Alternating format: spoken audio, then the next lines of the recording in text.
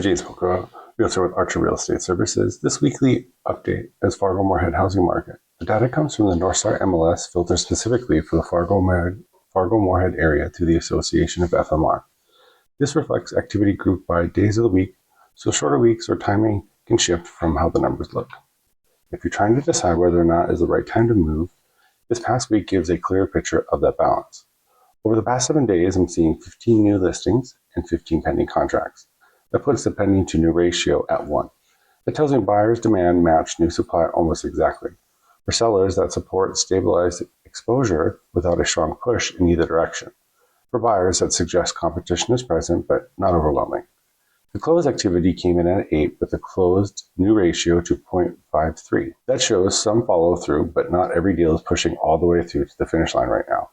Compared to that the prior week, where pending activity was lower relative to new listings, this week shows stronger buyer engagement.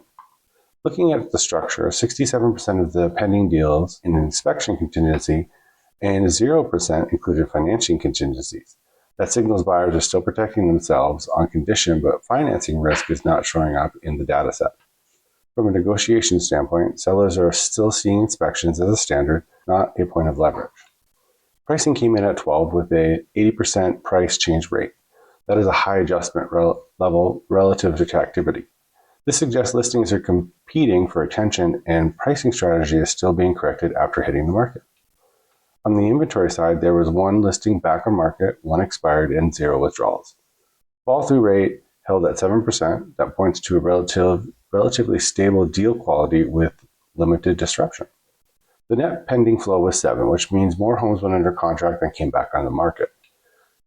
That signal absorption is holding steady and the inventory is not building in a meaningful way.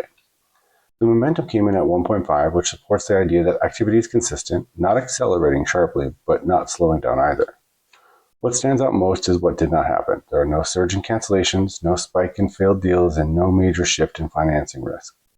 That reinforces a market that is steady and moving but not rushed. If you're a buyer or seller trying to time and move, this type of environment supports decisions based on your situation rather than the pressure from the market. This information is for general real estate education. You should consult a licensed professional for legal, financial, otherwise specialized advice. I post new updates every Wednesday at 5 p.m. The Fargo Moorhead housing market. Stay curious, stay inspired, and I'll see you next time.